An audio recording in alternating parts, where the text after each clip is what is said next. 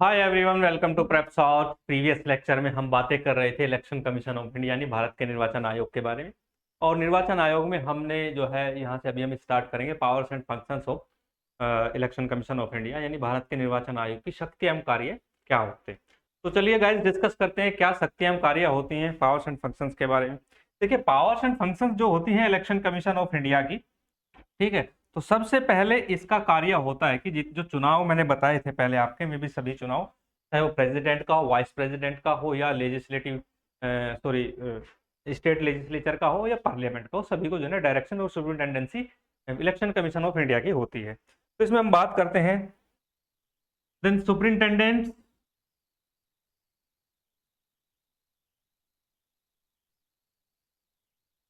Superintendents direct and control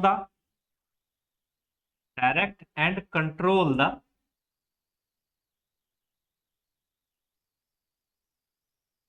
process of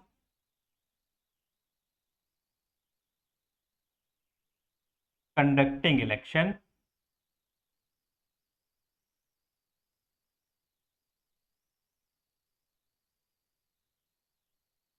to parliament यानी संसद, legislature यानी विधानमंडल, राज्य विधानमंडल जिसको बोलते हैं, लेजिस्लेचर ऑफ एवरी स्टेट यानी सभी राज्यों के जो विधानमंडल होते हैं,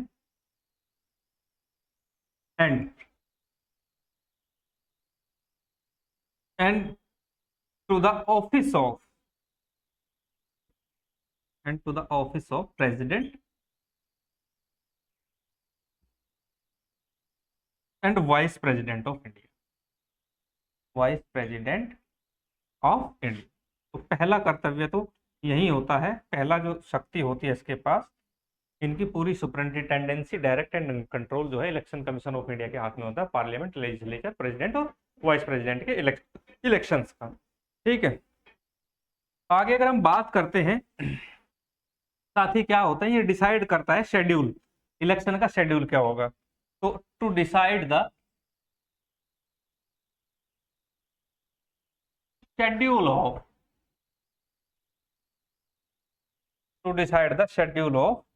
schedule for the conducting election, schedule for the conduct of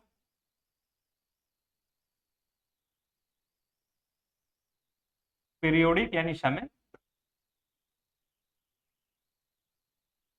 and timely election.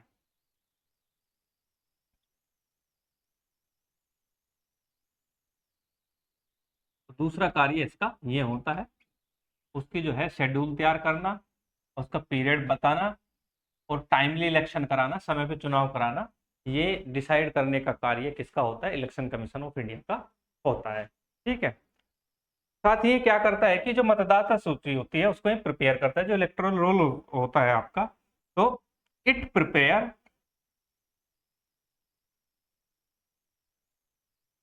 Electoral roll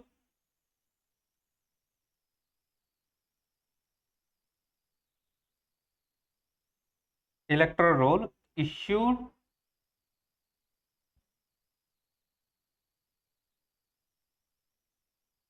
photo identity proof, जो वोटर आईडी कार्ड होता है आपका, photo identity card, issued photo identity card.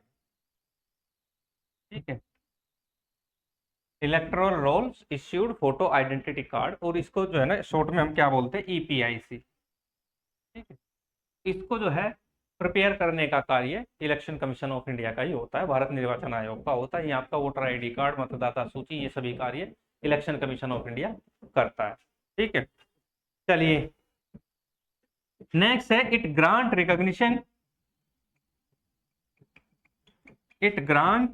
Recognition to political party, जो भी आपकी राजनीतिक दल होते हैं, political parties.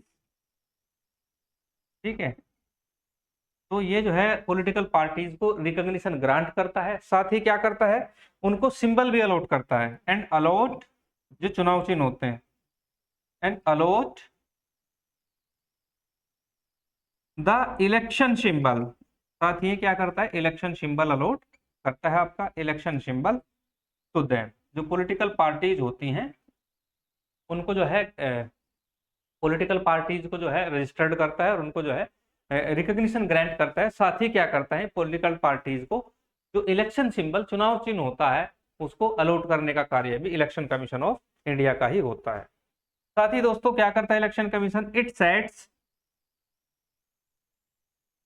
Limit of expenditure, यानी चुनाव के जो खर्च होते हैं, लिमिट ऑफ कैंपेन एक्सपेंडिचर, यानी चुनाव प्रचार में जो खर्च होता है उसकी लिमिट सेट करता है पर कैंडिडेट, प्रत्येक व्यक्ति पर, कि एक जो कैंडिडेट है पर कैंडिडेट, ठीक है, टू ऑल पॉलिटिकल पार्टीज, इसको मैं इधर कर देता हूं, पर कैंडिडेट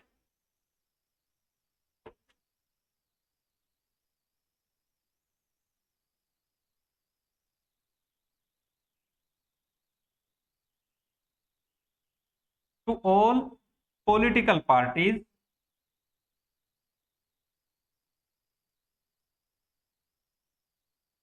एंड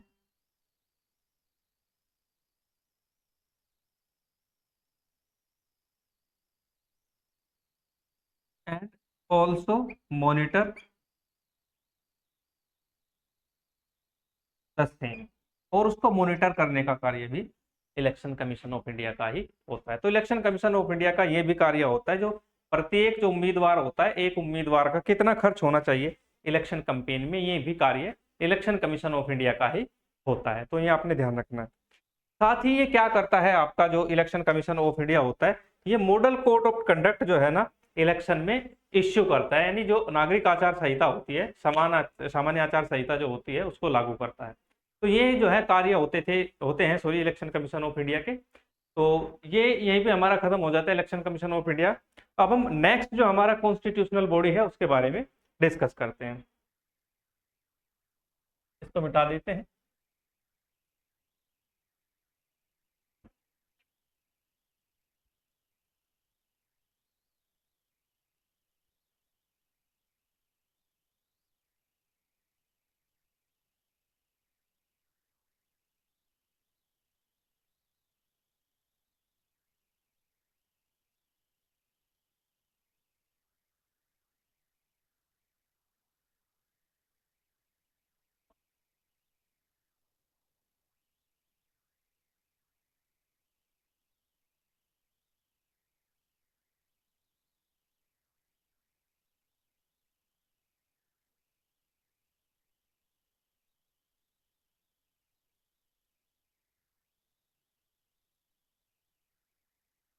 तो गाइस अगला जो कॉन्स्टिट्यूशनल बॉडी है हमारा वो है फाइनेंस कमीशन।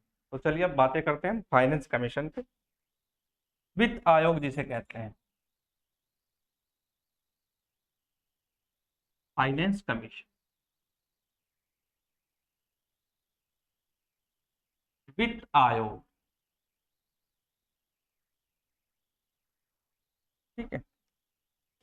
तो गाइस फाइनेंस कमीशन जो है आपका भाग 12 में होता है, आर्टिकल 280 में फाइनेंस कमीशन के बारे में बताया गया।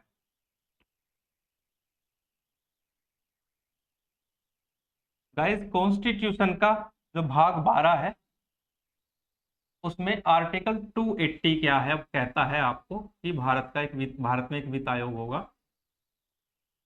ठीक है। अब ये जो वित्त आयोग है आपका, ये किस टाइप का बॉडी है, ठीक है। तो ये जो बॉडी है ये एक अर्ध न्यायिक निकाय है। क्या है, अर्ध न्यायिक निकाय है। It's a quasi judicial body, it's a, examination में पूछा जाता है, क्वासी जुडिशियल बॉडी, ये एक अर्ध न्यायिक निकाय है, ठीक है। साथ ही इट्स करता क्या है, ये जो होता है आपका फाइनेंस कमीशन, इसको प्रत्येक 5 वर्षों में प्रेसिडेंट के द्वारा एस्टेब्लिश किया जाता है, इसका गठन किया जाता है, इसको कॉन्स्टिट्यूट किया जाता है बाय द प्रेसिडेंट। तो it's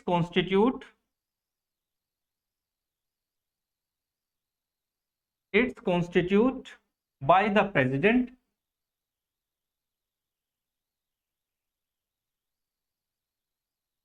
of India every 5th year, प्रत्येक 5 वर्ष के बाद, एवरी 5th ईयर इसका निर्माण किया जाता है। ठीक है, जो आपका वित्त आयोग। अब इसके हम कंपोजिशन पे बात कर लेते हैं, चेयरमैन एंड मेंबर्स क्या है इसके। तो हम बात कर लेते हैं चेयरमैन एंड मेंबर्स की।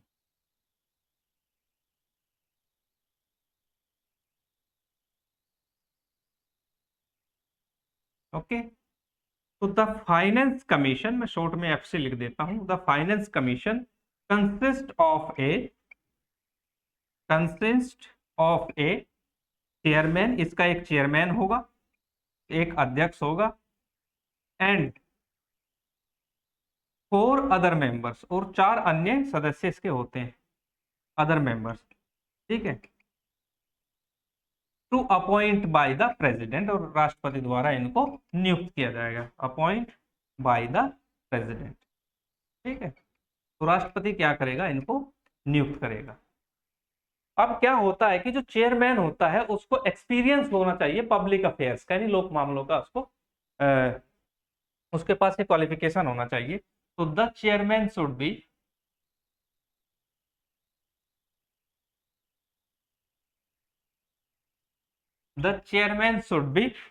a person having experience,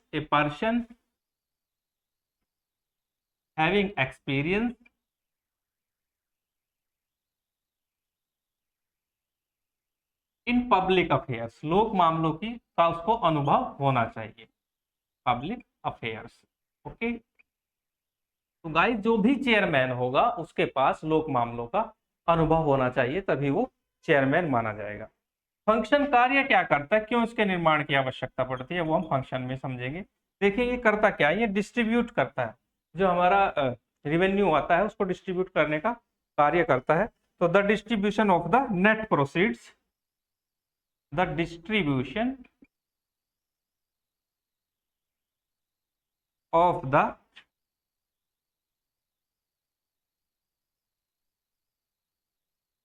net proceeds of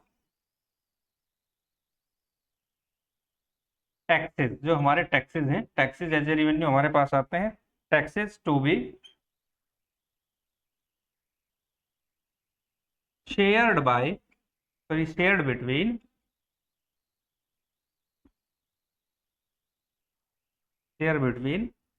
the centre and state, यानी केंद्र एवं राज्य के बीच करों का आवंटन के लिए रिकमेंड करता है, द सेंटर एंड स्टेट।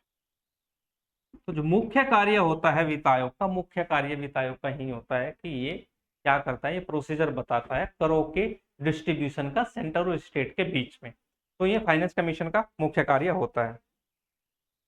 अब ये बॉडी जो है किस टाइप की बॉडी है, क्या इसकी बातें मानी जाएंगी? जैसे सुप्रीम कोर्ट कोई आदेश सेंट्रल गवर्नमेंट को देता है, वो मानना होता है जुडिशरी का, क्योंकि ये फुल जुडिशरी बॉडी नहीं है, ये मैंने पहले ही बता दिया, क्वासी जुडिशियल बॉडी है, अर्ध न्यायिक निकाय है। तो ये एडवाइजरी बॉडी के रूप में कार्य करता है, एक सलाहकारी निकाय है। तो इसकी जो भी रिकमेंडेशन होगी वो सलाह के रूप में ली जाएंगी। तो the recommendation of finance commission, ठीक है, आर ओनली एडवाइजरी रोल, सलाहकारी भूमिका में ये होता है, ये आपने ध्यान रखना है, एडवाइजरी रोल। ठीक है, तो इसकी जो रिकमेंडेशंस होती हैं वो केवल एडवाइजरी रोल में होती हैं, न कि इनको मानना मैंडेटरी है, कोई माने या ना माने। ठीक है, अभी हमारा जो है वर्तमान में जो है 15th फाइनेंस कमीशन चालू है। कौन सा है? 15वां वित्त आयोग स्टार्ट है, और इसके जो अध्यक्ष या चेयरमैन है वो एनके सिंह है, ये आपने ध्यान रखना है। और इसका जो टाइम पीरियोडिक टाइम है वो 2020 से 2025 तक इसका पीरियोडिक रोल बताया गया है, तो ये आपने याद रखना है। तो पीरियोडिक रोल क्या है? ये 2020 से 2025 तक का कार्यकाल है। फिर जो 16वां वित्त आयोग चलेगा वो 2025 से 2030 तक 16वां वित्त आयोग माना जाएगा। अब इसमें मैं आर्टिकल बता दूं, आर्टिकल 280 क्या कहता है, यहाँ पे बता देते हैं। इसमें 2 आर्टिकल है, आर्टिकल 280 और आर्टिकल 281, ठीक है, दोनों में फाइनेंस कमीशन के बारे में बताया गया है। आर्टिकल 280 बताता है कि there shall be a finance commission, ठीक है, constitute by the president every 5th year. Okay, अगर हम इसमें आर्टिकल 281 से क्या ग्रांट होता है, रिकमेंडेशन की पावर मिलती है इसको, ये अपनी संस्तुतियां दे सकता है। तो आर्टिकल 281 अगर पूछ लिया जाए एग्जामिनेशन में, तो recommendation of the finance commission के बारे में बताया गया है। ठीक है, तो गाइस ये था आपका फाइनेंस कमीशन। अब नेक्स्ट कॉन्स्टिट्यूशनल बॉडी लेते हैं हम अपनी,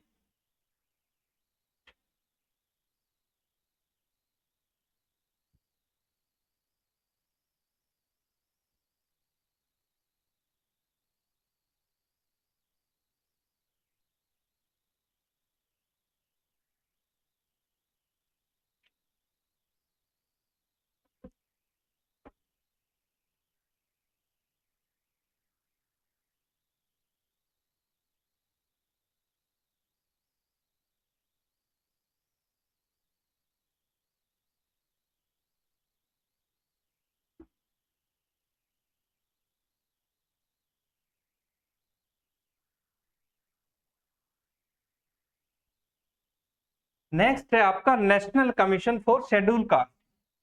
जो एससी कम्युनिटी होती है, अनुसूचित जातियों के लिए एक आयोग का गठन किया गया है, उसको हम कहते हैं नेशनल कमीशन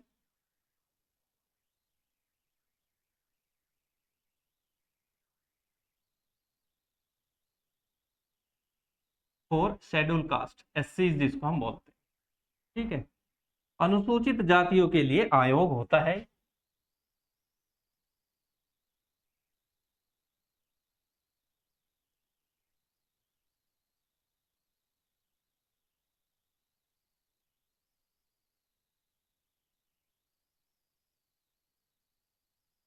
अनुसूचित जातियों के लिए आयोग। ओके, डिस्कस करते हैं इसको भी, अनुसूचित जातियों के लिए आयोग क्या है आपका। ठीक है, तो अनुसूचित जातियों के लिए आयोग है, ये संविधान के भाग 16 में अनुच्छेद 338 में इसको बताया गया है। ओके, तो हमारा पार्ट है 16, 16 जिसको कहते हैं पार्ट XBI। ठीक है, और इसमें आपका आर्टिकल 338 क्या बताता है, there shall be a national commission for STs. ठीक है, अनुसूचित जातियों के लिए एक राष्ट्रीय आयोग होगा। ओके गाइस, इसमें हम बात करते हैं, इसको जो लाया गया था, इसके लिए एक जो है ना अमेंडमेंट करना पड़ा था, 65th अमेंडमेंट, यानी 65वां संविधान संशोधन, 65th कॉन्स्टिट्यूशनल अमेंडमेंट।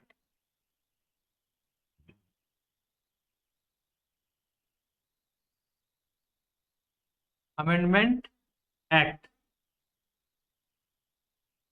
1990, यानी 65वां संवैधानिक संशोधन अधिनियम 1990 के तहत जो है ये संविधान में एक आर्टिकल जोड़ा गया था 338, और उसमें आपका national commission for schedule cast आपका डाला गया था। ठीक है, चलिए इसके फंक्शन क्या होते हैं, क्यों इसकी आवश्यकता है।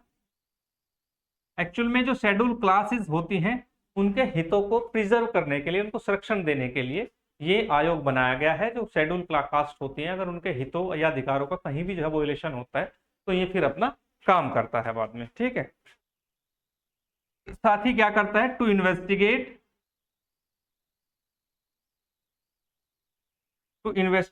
And monitor, to investigate and monitor, to investigate and monitor all matters, सभी मामले जो होते हैं, ऑल मैटर्स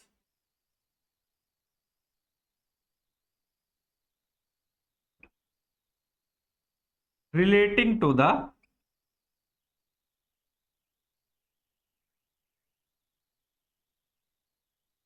कॉन्स्टिट्यूशनल एंड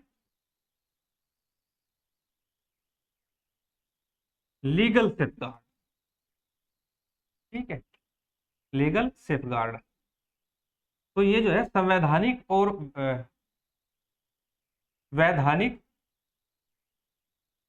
संवैधानिक और विधिक जितने भी सेफगार्ड्स हैं, किसके लिए, फॉर एससी, यानी शेड्यूल जो कास्ट है उनके जो संवैधानिक और लीगल सेफगार्ड्स होते हैं, उनको जो है इन्वेस्टिगेट करना और मॉनिटर करने का कार्य किसका होता है, एनसीएस का होता है, नेशनल कमीशन फॉर एससीज क्लासेस। ठीक है। साथ ही ये क्या करता है, ये इंक्वायरी करता है, टू इंक्वायर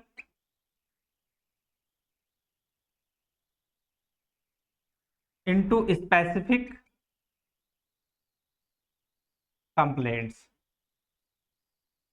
जो कंप्लेंट्स जाती है एसटी कास्ट कम्युनिटी के पास से, उनको इंक्वायरी करता है विद रेस्पेक्ट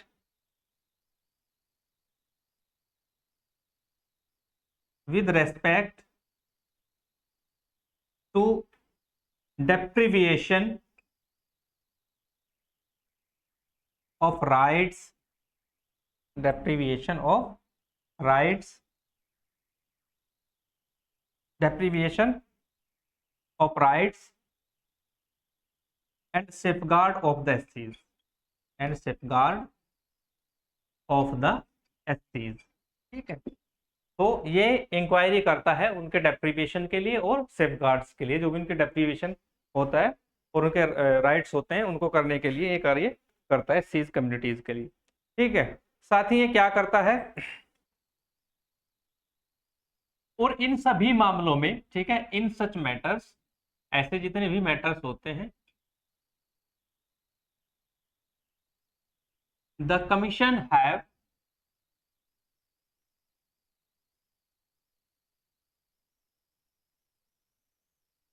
जो ऐसे मामले होते हैं कमीशन के पास, सभी जितनी भी सिविल पावर्स होती हैं वो इसके पास होती हैं। ठीक है। जो इसके पास दीवानी न्यायालय के जितने भी अधिकार होते हैं कमीशन के पास होते हैं। तो the commission has all power of civil courts, all power of civil courts. तो इसके पास सिविल कोर्ट्स की सारी शक्तियां होती हैं। ठीक है। तो ये था नेशनल कमीशन फॉर एसटी, यही इसका मेन कार्य होता है। इसी तरह आपका एसटी कम्युनिटी के लिए भी एक आयोग है। ठीक है। उसके बारे में डिस्कस करते हैं, national commission for STs.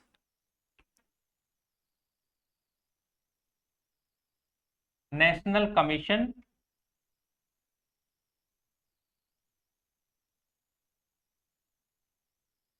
For STs, scheduled tribes जो होते हैं आपके, उनके लिए होता है, यानी अनुसूचित जनजातियों के लिए, अनुसूचित जनजातियों के लिए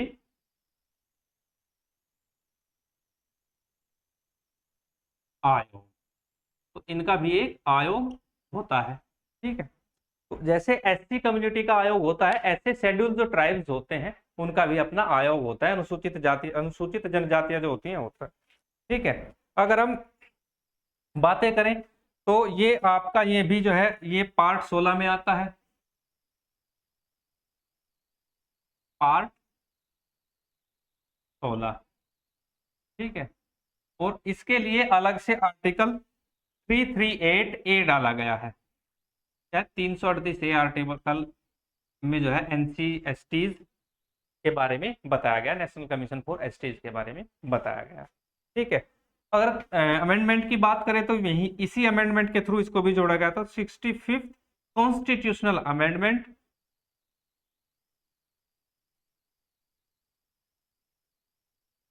अमेंडमेंट एक्ट 1990, 1990 में इसको जोड़ा गया था।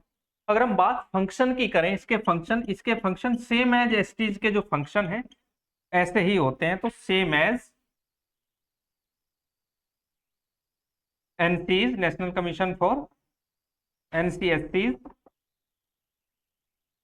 For NCSTs, for STs sorry, यानी जो जितने भी जो है कर्तव्य national commission for schedule caste के होते हैं, ऐसे ही जो है ना ट्राइब्स के लिए एनसीएसटीज के होते हैं। ठीक है।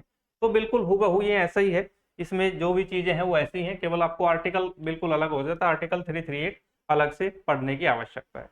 चलिए आगे चलते हैं, अगला जो कॉन्स्टिट्यूशनल बॉडी है हमारा उसको डिस्कस करते हैं।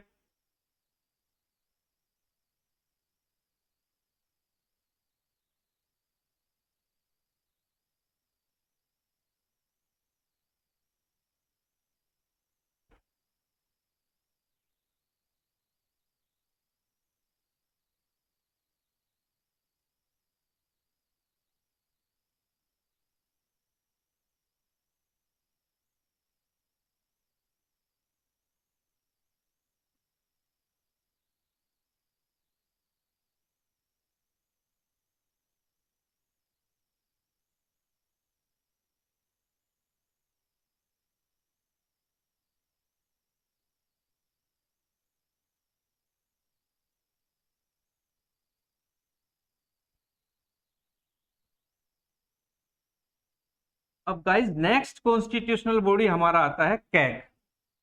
ठीक है, कैग क्या है? कैग आपका कॉन्स्टिट्यूशनल बॉडी।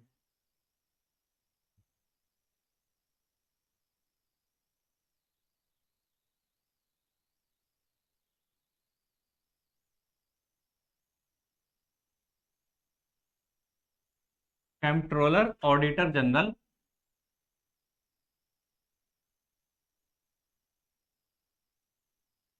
Of India. ठीक है, इसको हम शॉर्ट में कैग बोल देते हैं। ये है आपका भारत का नियंत्रक एवं महालेखा परीक्षक। नियंत्रक एवं महालेखा परीक्षक, भारत का नियंत्रक एवं महालेखा परीक्षक। ठीक है, अगर कॉन्स्टिट्यूशन में हम बात करते हैं तो ये पार्ट फिफ्थ जो द यूनियन वाला होता है आपका, उसमें होता है, पार्ट फिफ्थ में होता है। और इसके लिए जो आर्टिकल है, आर्टिकल 148 से लेकर 151 तक बताया गया है। आर्टिकल 148 टू 151 संविधान के अनुच्छेद 148 से लेकर 141 तक आपको कैग के बारे में बताया गया है। कैग का मुख्य कार्य क्या होता है? ये जो विनियोग खाते होते हैं उनकी जांच करता है। ठीक है, उनका अकाउंटेंट ऑडिटिंग का कार्य कैग का होता है। ठीक है, तो चलिए इसके आर्टिकल के बारे में जान लेते हैं। सबसे पहले आता है आर्टिकल 148।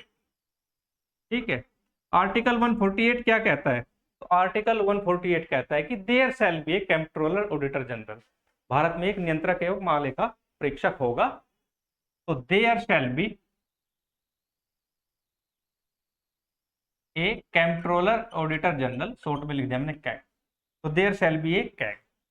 अगर वही हम आर्टिकल 149 की बात करें तो आर्टिकल 149 क्या कहता है? ये ड्यूटीज एंड पावर्स के बारे में बताता है। तो duties and powers, duties and powers of the controller auditor general CAG. ठीक है, तो duties and powers of the CAG. फिर उसके बाद आर्टिकल 150 क्या कहता है आपका? आर्टिकल 150 बताता है आपका form of account of the union and the state. तो राज्य एवं केंद्र दोनों के जो है अकाउंटेंट ऑडिटिंग करने का इसका राइट होता है, एंड द स्टेट। ठीक है, फिर आर्टिकल 151 में ये अपनी रिपोर्ट सबमिट करने का राइट लेता है। तो ये जो ऑडिट रिपोर्ट प्रिपेयर करता है उसके बारे में बताया गया है। तो इसमें है आपका ऑडिट रिपोर्ट के बारे में। ठीक है, तो ये जो है आर्टिकल्स आपके कंट्रोलर ऑडिटर जनरल के बारे में बताते हैं। अब आपका जो कैग होता है, कैग का मुख्य कार्य मैंने बताई है। इसका आर्ट जो है, इसके जो फंक्शंस हैं कैग के, वो हम यहाँ पे डिस्कस करेंगे कंट्रोलर ऑडिटर जनरल के। चलिए, अब कैग का जो चेयरमैन होता है, नहीं खुद controller auditor general of India होता है जिसका नाम होता है, उसको अपॉइंट कौन करता है? नहीं, कैग की नियुक्ति कौन करता है? तो अगर हम अपॉइंटमेंट की बात करें तो the CAG is appointed by the president. The CAG is appointed by the president, appointed by the president। ठीक है, तो ये जो है कैग आपका अब प्रेसिडेंट द्वारा अपॉइंट किया जाता है। ठीक उसी तरह किया जाता है जैसे governor general of a state को बाय एन वारंट जो है किया जाता है, of by the president, by a warrant, by a warrant under his hand,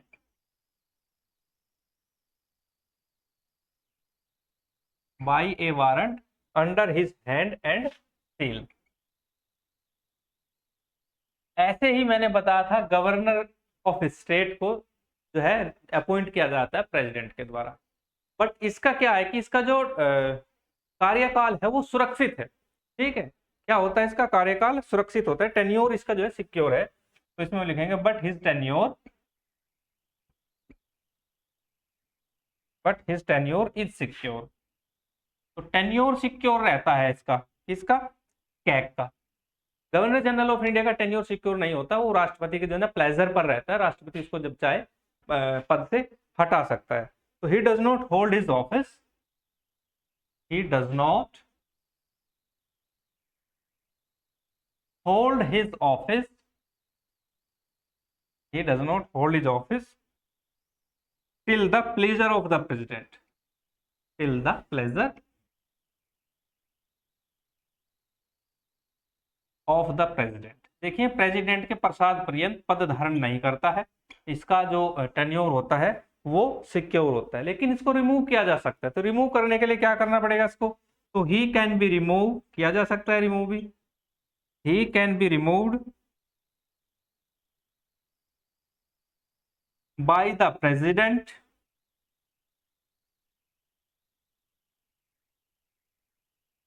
only the accordance with the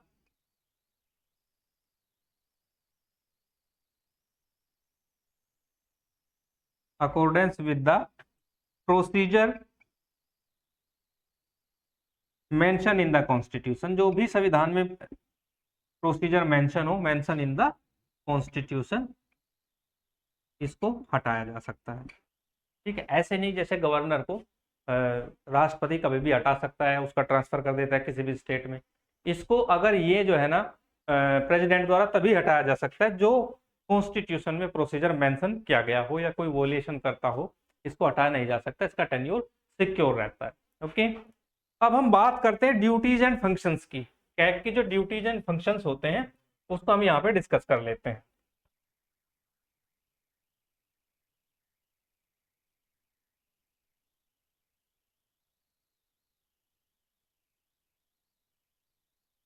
Okay, let me start the duties and function of CAG.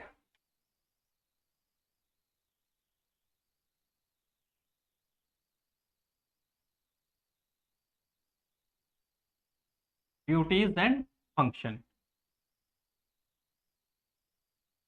Okay. इसके जो कर्तव्य और कार्य होते हैं कैग के वो हम यहाँ पे डिस्कस करते हैं। तो इसका जो ड्यूटीज होता है, the duties and function of the CAG, the duties and the function of the CAG, the duties and the function of the CAG.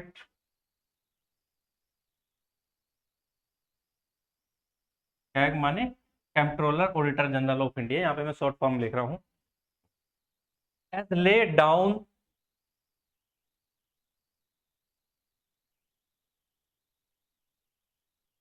Bye the constitution. तो कॉन्स्टिट्यूशन में इसके ड्यूटीज एंड फंक्शन मैंने बताए हैं, बताए गए हैं कॉन्स्टिट्यूशन। अब वो हैं क्या, ठीक है, कॉन्स्टिट्यूशन आर, अब हैं क्या वो हम यहाँ पे पढ़ते हैं। तो पहला है auditing the account, auditing the account related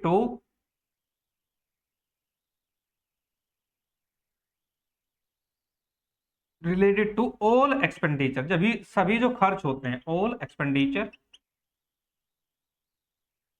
drawn from the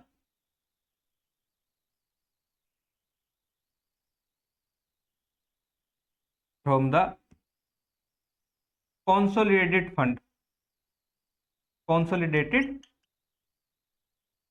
fund of India,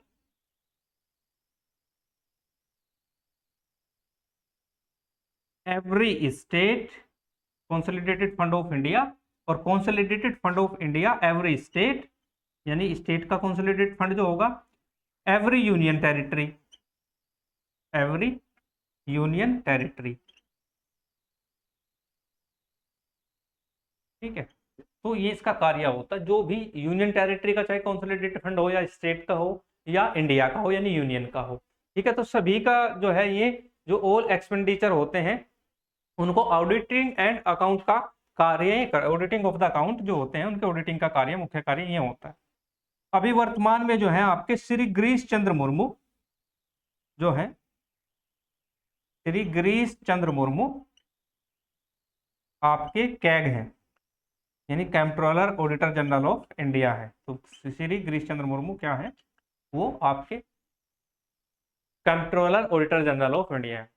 तो गाइज ये थे आपके सभी कॉन्स्टिट्यूशनल बॉडीज। अब हम नेक्स्ट लेक्चर में बताएंगे आपको नॉन कॉन्स्टिट्यूशनल बॉडीज यानी गैर संवैधानिक निकाय क्या होते हैं, उनके बारे में हम डिस्कस करेंगे। आज के लिए इतना ही, थैंक यू।